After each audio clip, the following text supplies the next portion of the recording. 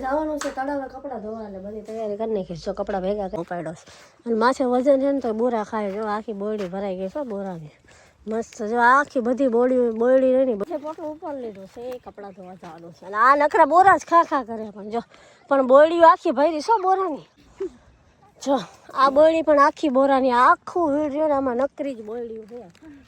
અને આમાં નકરા જો અને જો અહીંયા દીપડો આવે છે ને વીડમાં એટલે જો એના માટે પિંજરું મૂકેલું સ્પેશિયલ પકડવા. આ વીડમાં દીપડો રોજ આવે એટલે એના માટે આ પિંજરું મૂક્યું છે પકડવા.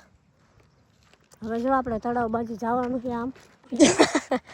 આ બેનને વજન લાગે ને એટલે ડોલ ને બોલ બધું મને ઉપડાવે. બોલો મારે એક તો હલાતું નથી. પણ અમારે આ વીડમાં જ જો અમે કપડાં ધોવા આવી પેલા રમતા આમાં બોરા ખવાય બહુ આવતા. જોકે હજી સાંજે આવશું. હવે તો બોરા પાકી ગયા નહીં. જો કેવું વીડ છે એકદમ. આમાં દીપડો આવે ને આ જો મંદિર એ બાજુમાં છે અને તળાવ એ બાજુમાં. ત્યાં આપણે આ છે સુરત દેવળનું મંદિર. તમે જોઈ શકો છો દેખાય છે. અને પંચાળ ભૂમિ છે એટલે જો આ પથ્થરવાળી જમીન બધી જ નકરા પથ્થર ને પથ્થર અને પથ્થરની અંદર તળાવ છે.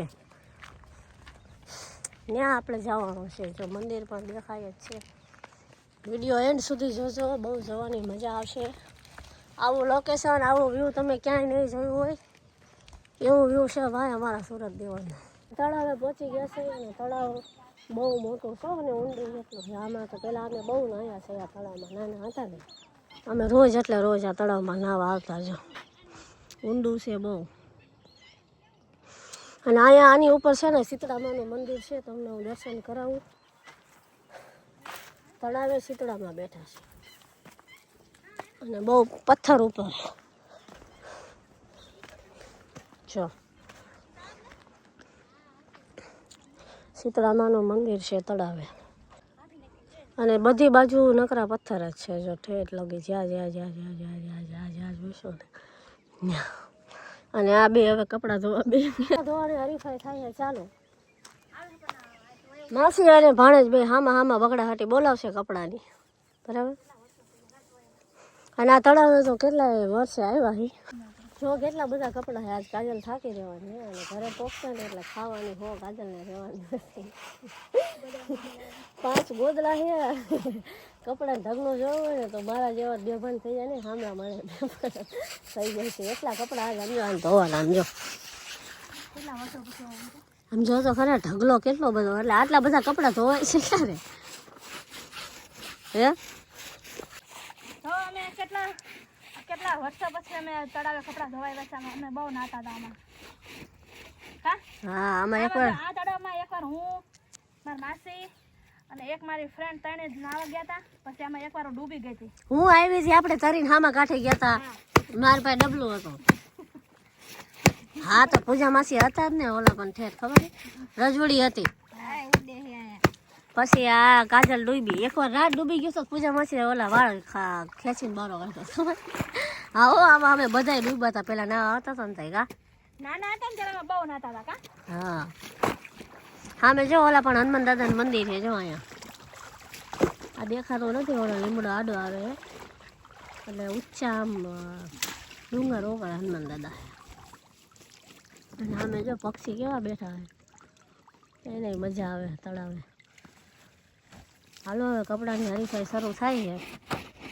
હવે આ ફટાફટ ધોઈ નાખે ને કારણ અહીંયા વાગશે 4. આમ જો આ જોઈને તો એવું લાગે છે 3 તો વાગી જ જશે. એટલે નાસ્તો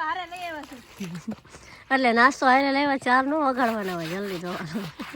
જો અમે પેલા બધા આવતા ને પછી હારે ટિફિન લઈને આવતા જમવાનું. રોટલા ને ડુંગળી ને મરચું ને છાશ ને એવું. અહીંયા લસણીઓ રોટલો અને ડુંગળી હોય ને એટલે મજા આવે અહીંયા જંગલમાં. કા વનભોજન કરવાની. જૂના દિવસો અને જૂની યાદગી આપણે તાજી કરવી આજે. હા એ આપણે આમાં જો અત્યારે તો તળાવે આવ્યા. આ પાણી આ ઊંડું પાણી છે એટલામાં આ પાણીથી અમે વાહ ઝુમકો મારતા. પછી વચ્ચે જે સીપડા છે ત્યાં અમે તરીને ખાતા. અને આ ઊંડું એટલું છે કા ઊંડું પાણી છે આ બહુ. હામાં કાઢે ઘીસી બીસી ખાડા ગારેલા છે. પેલા તો ઉનાળામાં તો બહુ નતા. હવે અત્યારે જ નથી આવતા કેમ કે બધા નોખા થઈ ગયા. કા અત્યારે જો બધાના લગ્ન થઈ ગયા આખી બધી ટુકડી અલગ થઈ ગઈ. હતા ને ત્યારે બહુ આવતા, ભણતા હતા ને ત્યારે. અને જો ગોદડાને ધોકાવે છે, માણાને ધોકાવે સાંભળ્યું, પણ આ તો ગોદડાની ધોકા ટોકે. હા જો આવી રીતના ગામડાની મોજ હો ભાઈ. આ તો ગામડાનું જીવન અને ગામડાની મોજ તો ભાઈ અલગ જ છે હો. આને ગોદડા ધોયા કેવા. અને આ વરસાદનું પાણી કા પાલા, અને ગોદડા એકદમ ચમકી જાય. અને હવે આ બેનને મેં છે ને શેટર મારું કયું ધોવા દીધું છે બરાબર, પણ હવે એ કાંઈ મેળ આવતો નથી. મારો કોટ મેં આપી દીધો છે, નકશો કરી નાખ્યો હોય કાજલબેનનો, કપડાં બધા દઈ દીધા એટલે જ આટલો બધો ઢગલો થયો હોય. હાલો કપડાં ધોવે છે, તડકો લાગી ગયો છે. જો અહીંયા થોડા ઘણા બધા આવી રીતના ઝાડમાં કપડાં સૂકવી દીધા છે.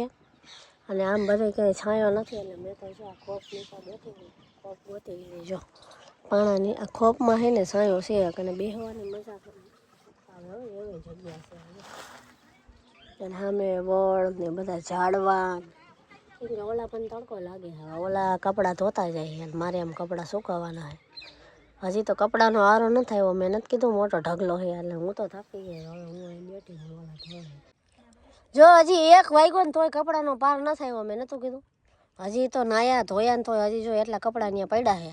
મેં કીધું હવે તમે કપડાં ધોવો, મેં કીધું હવે હું છે ને નાસ્તો કરી લઉં. જો આટલા બધા પડીકા અમે તળાવે લઈને આવતા રહ્યા હતા, કેમ કે ભૂખ લાગી. હવે 1 વાગ્યો ને એટલે આવીને નાસ્તો કરી લઈશું. કપડાં બધા ધોવાઈ ગયા હે, સુકાઈ જશે. સુકાઈ નહીં ને ત્યાં લગી બેહવાનું, કેમ કે ભીના ઉપડે નહીં. જળ હાફે જો જોજો જો જેવા સાબુદાણા નાખો ને એવા જળ હાફ ખાઈ જાય. જોઈ લો ઠગડો થઈ ગયો ટેસ્ટી નાખીને. આમ જો મોટા હોત છે.